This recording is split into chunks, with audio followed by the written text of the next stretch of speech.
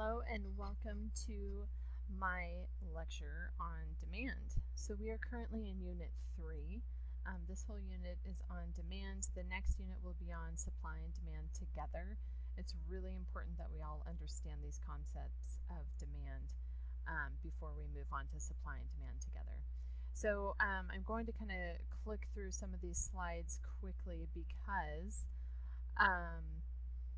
I only have a few minutes to do this screencast-o-matic, so I'm going to kind of cruise through this, and then remember you can always give me a call or you can email me or visit me during my office hours on Thursday nights from 7 to 9 p.m.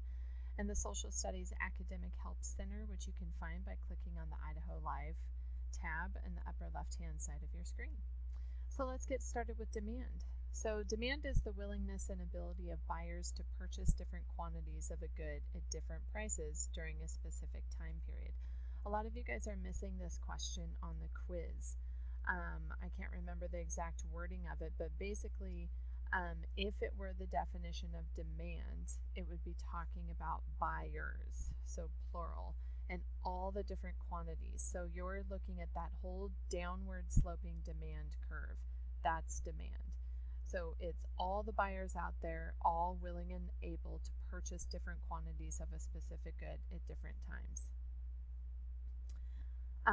The law of demand, which is part of your essay question, a lot of you guys are getting that correct. So the law of demand is a really simple concept for most of us to understand because we are used to this every time we go to the store.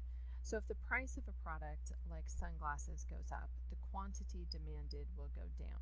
And if the price of a good goes down, the quantity demanded will go up. So most of us will buy more of a product if it's cheaper. I love avocados. When they are on sale 2 for $1, I might buy 4 instead of just 2. Let me clarify what this QD here is, quantity demanded. Remember, I talked about what demand is. Demand is the willingness and ability of buyers to purchase all different quantities of a good at different prices. Quantity demanded is what you are willing to buy at a specific price. So one person, you personally, how many avocados are you willing to buy at $1 each? That's your quantity demanded. Demand is how much everyone in Idaho, how many avocados everyone in Idaho is willing to buy at a variety of different prices. So all of those quantity demandeds come together to make up demand. So hopefully that kind of clarified things for a little bit. This next slide shows a basic demand schedule. So here we're talking about quantities of lattes. You guys are asked to graph 3 different demand curves. So you will be given price and you will be given quantity. Price always goes on the vertical axis here. So you'll see price of lattes. Quantity always goes on the horizontal. So you will see a different number here. So then you just plot your points. So if you see here at $0, 16 people are willing to take a free latte. If the price is $1, only 14. So then you put your mark there. At $2, it's 12, and so on and so on. As you can see, this follows the law of demand because as the price increases and goes up to $6, the quantity demanded decreases. This is why the curve is downward sloping. And this is why it's an indirect relationship. Okay, so price is greater than quantity. It's indirect, so that gives it its downward slope. That's also a question on the quiz. We're going to kind of ignore this market demand versus individual demand. So if you go through this again and you slow down this screencast-o-matic, don't get caught up on all of this. In our class, we're just going to be looking at market demand. So we're looking at all these different demand points that make up the whole demand curve. Okay, so again, the demand curve is downward sloping. So when you draw your own graphs, and by the way, I don't mind at all if you do your graphs by hand. You don't have to use the programs that are suggested in the assignment. You can draw it by hand. If you don't have a scanner, take a picture of it with your phone. And hopefully it'll be clear enough that I can see it, and if not, I'll probably just send you an email with a couple questions or something to clarify. But otherwise, you know, I'm really flexible as far as getting those graphs to me, because I know sometimes the programs can be frustrating. So make sure you put price on the vertical, quantity on the horizontal. Your graphs in the assignment need to be labeled so that I know what I'm looking at. And then you can plot all of your points and draw your demand curves. If you find that your demand curves are going horizontal or sloping up, I bet you flip-flopped the quantity and the price, so just double check that. Okay, so now we get into a really confusing part of demand. The first thing, let me back up for a minute. The first thing you should review for demand is the difference between demand, law of demand, and quantity demanded, which we went through. You should also know the relationship between price and quantity demanded on a demand curve, and why the demand curve is downward sloping and has an inverse relationship. Now we're going to move on to some really confusing things. By the way, I should have a slide up here that talks about shifts in the whole demand curve. So let me go back to this curve itself. This is the original curve. If there's an increase in demand, so in other words, if one of these determinants that I'll talk about in a minute changes the whole demand curve and everyone wants more. For example, let's say a certain style of sunglasses are seen in the next James Bond movie, and all of a sudden there's a huge push to get those sunglasses. This whole blue curve here will shift to the right. Always, always, always, an overall increase in something shifts the curve to the right. If there's a decrease in something, okay, we're looking at the demand for apples, and we find out that an apple a day will kill you. Obviously, the demand curve will shift to the left. It'll decrease.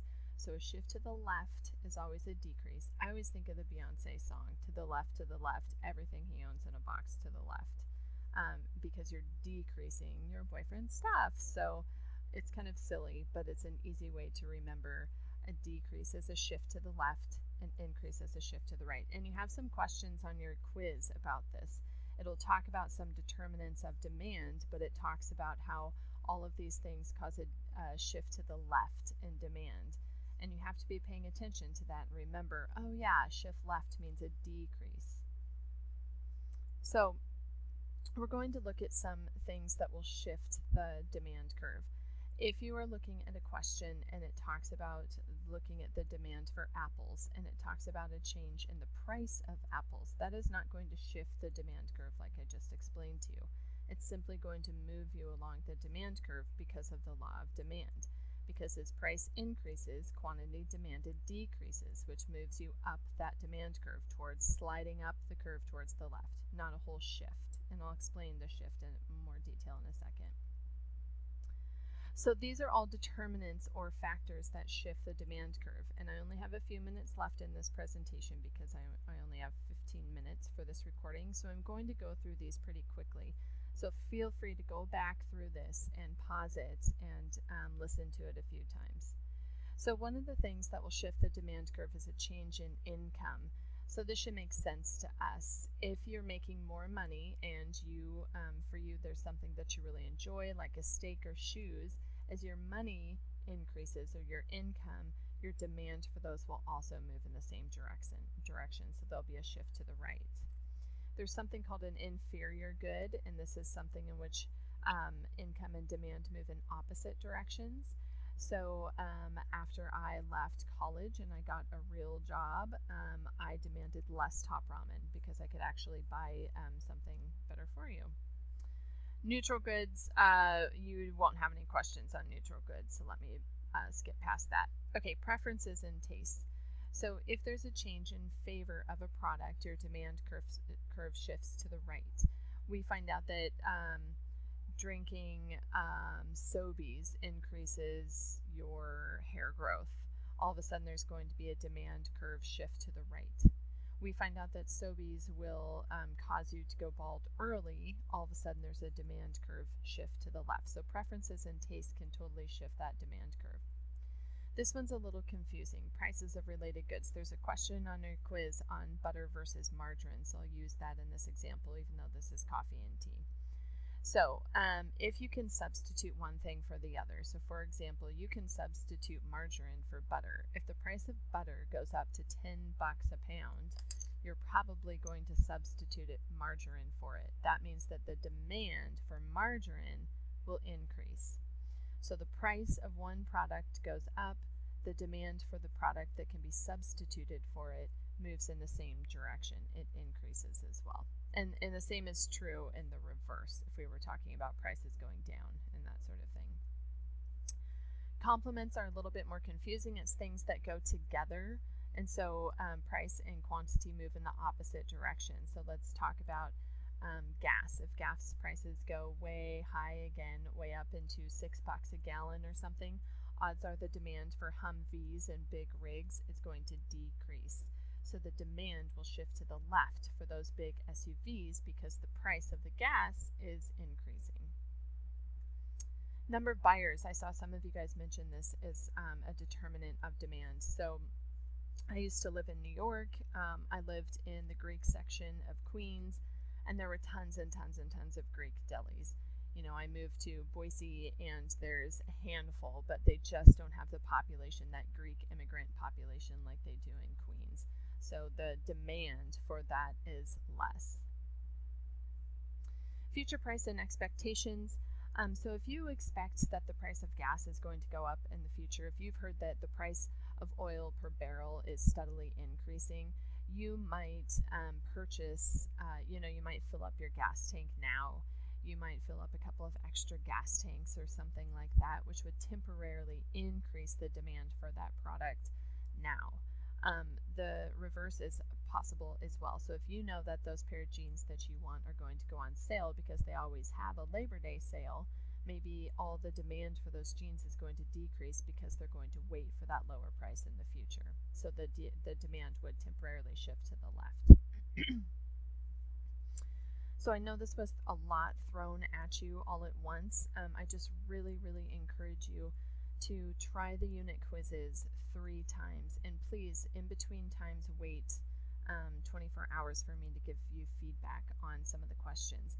But please try those quizzes 3 times, especially with demand. It's a really confusing unit, and I will do another presentation for you later in the week to clarify some other things in the unit. But just don't hesitate to email me and say, I don't understand this quiz question or this test question, and I'm happy to clarify for you. Remember that the unit tests are comprised of all of the questions that you see in the unit quizzes.